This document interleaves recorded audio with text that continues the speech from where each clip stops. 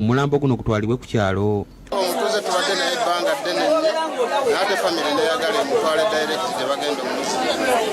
Naye embeera zonna n'obulwadde bonna tubadde tufaayo nnyo nga nabo tebaliiwo tebalabye.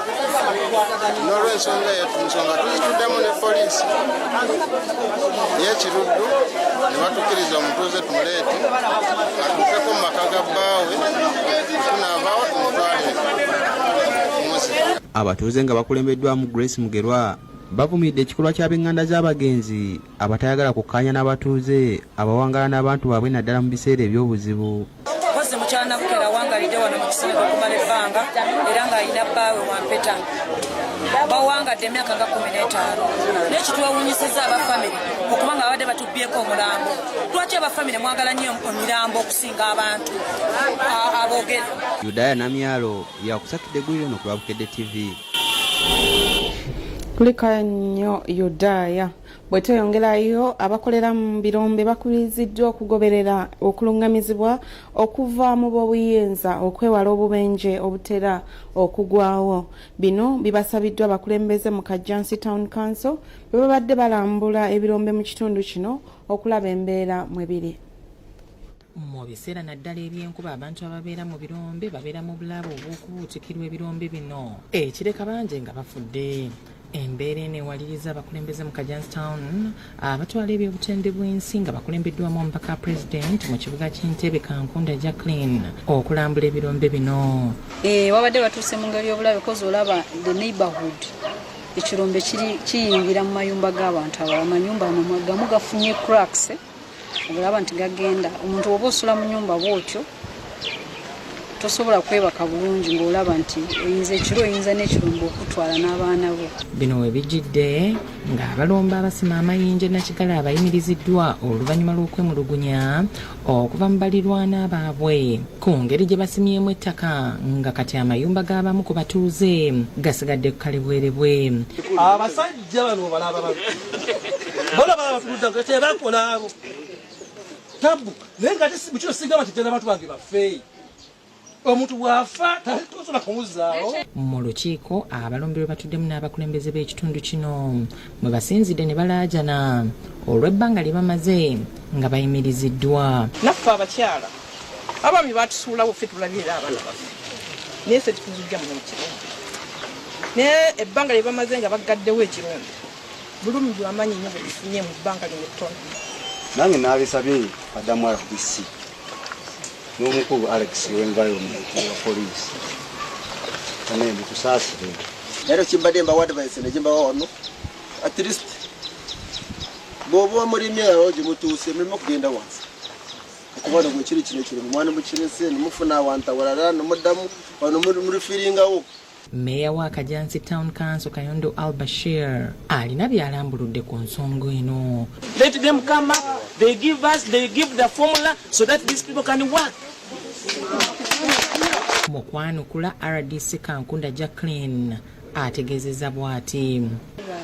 Baana bato mbadde mbakubiriza okubeera n'empisa okugumikiriza until nga nannyini ekirombe afunye ebikikwatako. Kati nyini kayumba ako yawulira obulumi kali ukitegeera n'oyo nego onyuka n'omutwalo ogwo nyanya half kilo y'ennyama waka gwe nga weefuluutira si bwe kiri naye sooka olowooze ku munno oyo kitegeera. So nze ogwange nze law enforcement officer ebiragiro ebinaababwa abakulu abali wano nze byentambulira ku mukitegeera. Jovan Kibirige yakusakidde eggulire lino ku Lwabukedde TV. Ate oluguudo KCC area w'abasuubuzi b'omuwino okugira nga bakolerako nga KCC bwegenda mu maaso n'okuddaabiriza owino bagamba nti olumu telubamala ate nga bakozesaako kitundu. Basaba babongereyo ku nguudo endala kuba bakolera. Ku ntandikwa ya wiiki eno ab'ekitongole kya KCCA baavaayo ne bategeeza nga batandise okuddaabiriza akatale k'owino kyokka ne bafulumya abatembeeyamu ne batandika okukolera ku nguudo ez'enjawulo mu Kampala. Kino kyonna kye bakoze twakisamikidde era kituyamba ng'abantu era senga gavumenti ekola bweti. kati olunaku olwaleero abasuubuzi abaweebwa oluguudo lwa Nakivubo Muse bagamba terubamala olw'obungi bwabwe nga beetaaga KCCA ebawe n'oluguudo lwa Sibana Road basobole okukola watali kutaataganyizibwa bendugere ku 10 eky'okuzza abaana mu ssomero. Ongera enguudo zonna ez'e Kampala n'abamu batudde emaali bagina naye tebalina we bagiteeka. Nandiyongeddeeko ku kisobeso wano n'abasigaddeyo wali abatembe ekituufu oluguudo balituwadde lwonna ffenna ne tweyagala kubanga waliwo abataafuna abaswama tunyuke bateekewo kubanga wano we tukoledde abantu leero tebakoze nakodosoze tukolera ku bizibu by'abale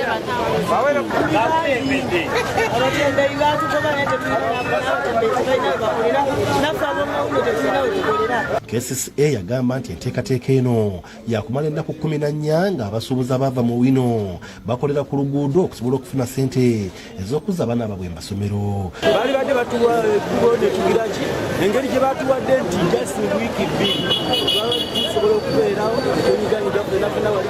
Kyokka abamu bakubagana empawa nga bagamba nti watandise okubaawo abanene abatandise ate okujja nga beerimbika mu kifo kyabwe nga bateekawo abantu baabwe olwo omusuubuzi yava mu katale okudda ku luguudo naaba nga tafunyeemu.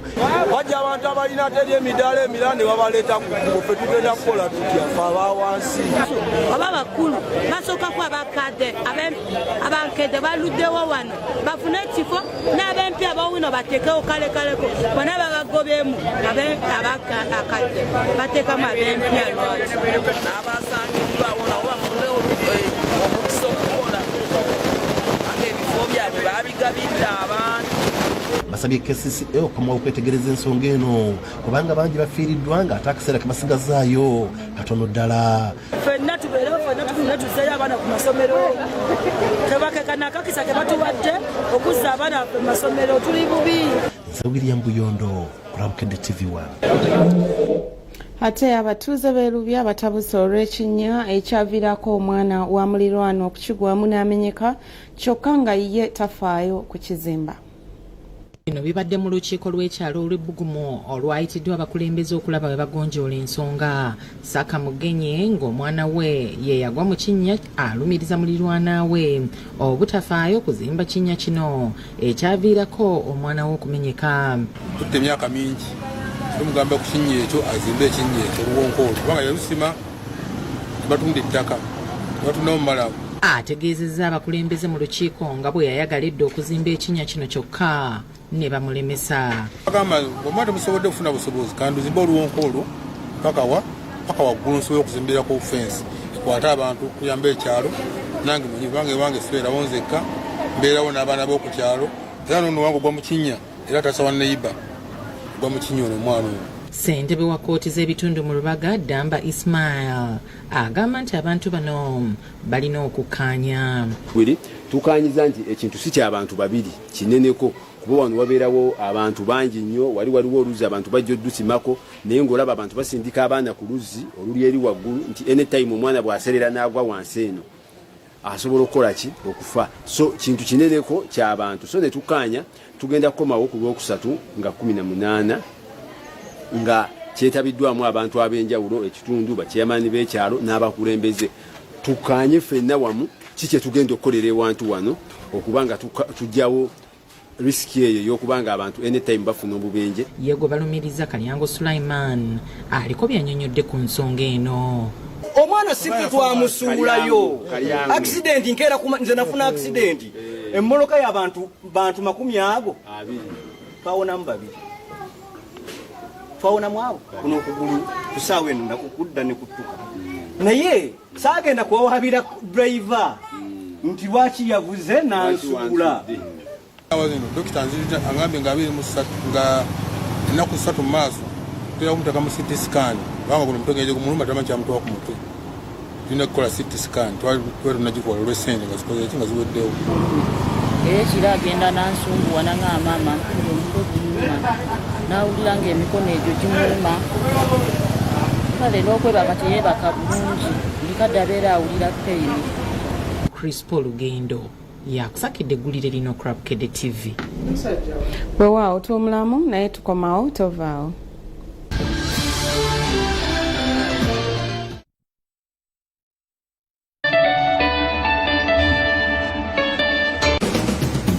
Excel Vocational Training Center Kalule Bombo yessomero eryewaayo okutendeka omwana wo ebyemikono omuli ebyokufumba okukanika emmotoka ebyokutunga ebyamasannyalaze nursery teaching n'ebirala bingi. Tutwala abaana abamaze S4 P7 ne senior 6 ng'ate koosi zaffe ziri ku ddaala lya diploma ne certificate. Omuyizi asasula emitwalo 5 nga zino zimuyamba okusoma omwaka mulamba ng'ali mu kisulo wamu n'okulya. Okumanya ebisingawo kuba ku 0756 839 978 oba 0393 248 919. Anti guno mulembe mupya n'ebisomesebwa bikyuseemu. Ffe ku Standard High School Kapeeka tutambula na mulembe. Tusangibwa Kapeeka kilomita 4 zokka okuva e Matugga. Tusomesa abayizi okuva ku siniya esooka okutuuka ku siniya ey'omukaaga, abawala n'abalenzi, abasula ku ssomero n'abava awaka. Tusomesa sciences, kosa arts, naye nga n'ebyemikono tubisaako nnyo essira, saako okutumbula ebitone by'abamusaayi muto. Nga na buli kimu omuyizi kye yeetaaga okusoma ebintu n'abitegeera bulungi, saako okuyita byonna biri ku ssomero. Security eri ggulugulu okukuuma abaana baffe nga n'amasannyalaze tegavaako, okuwandiisa abayizi kwatandika dda ku ssomero era abazadde tubalindiridde. Fortebet Lunchtime Sport. Every Friday, don't miss the most attractive match of this weekend. Interesting tips, advice, and recommendations. Let yourself be inspired by the largest betting community. Be part of them. Fortebet.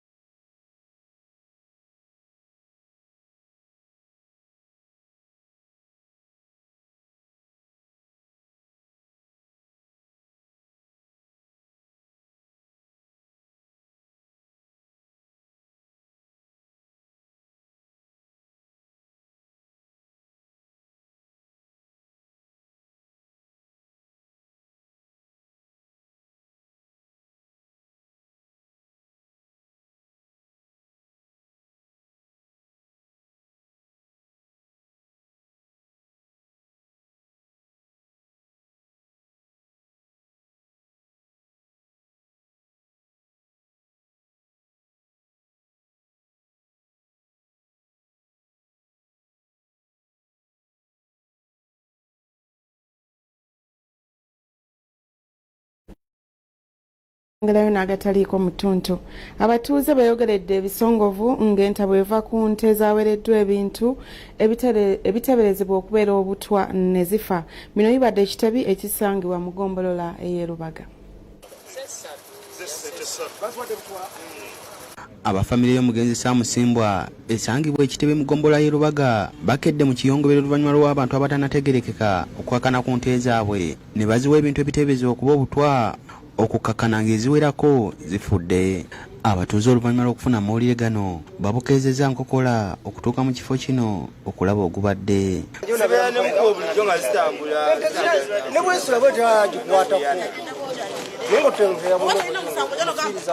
Abatuuze balaze okutya olw'ebikolobero bino ebikozeddwa ku nte za mulirwana nga nabo obulamu bwabwe buli mu matigga.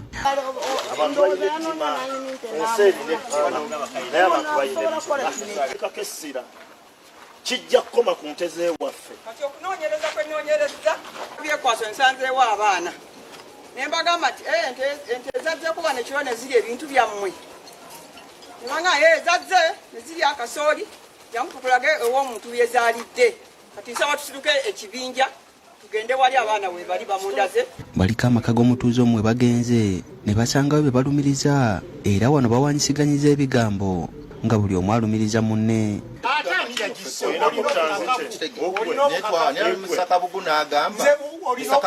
nono tannagita bazze bakola ki akakasa tannatta nti aliwa ono gwamulumiriza wamulaki omanyi nti olulala wagifumita effumu walipotinga ku polisi. We have a difference. Okimanyi nti wagifumita effumu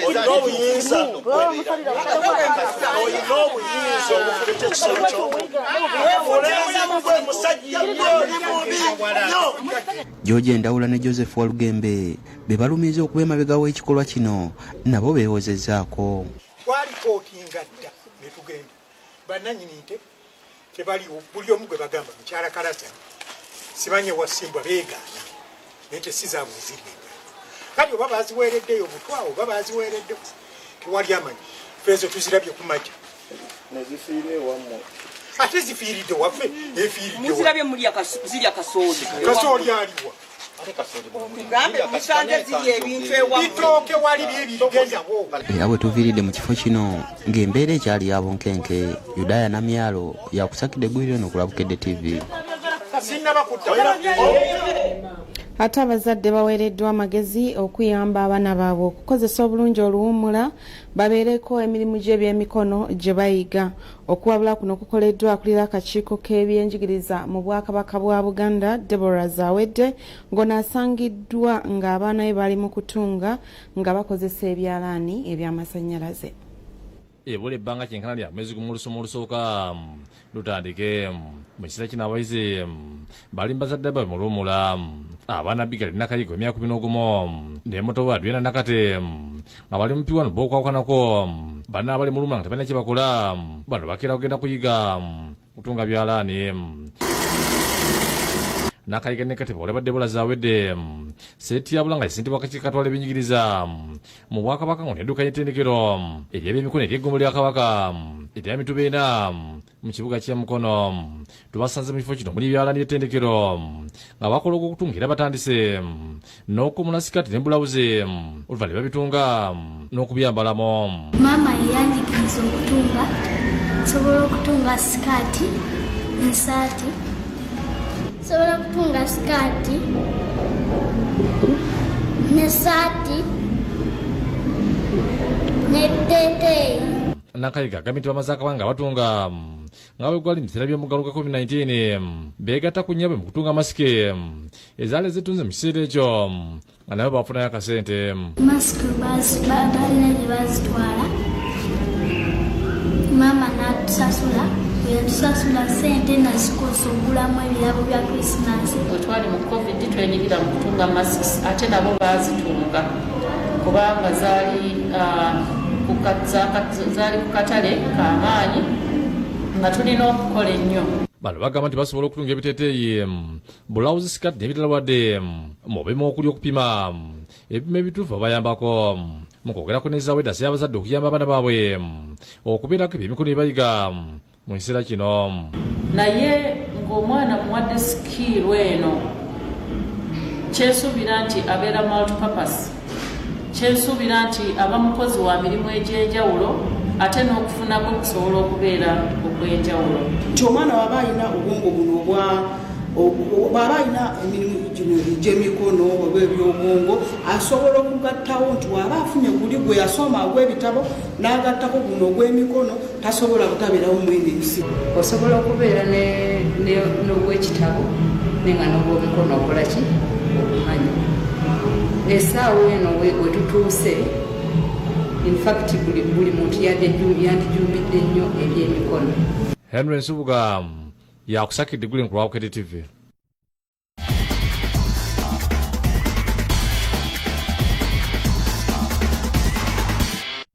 Webale kubeera ng'oli ku Bukedde TV 1 ate bonna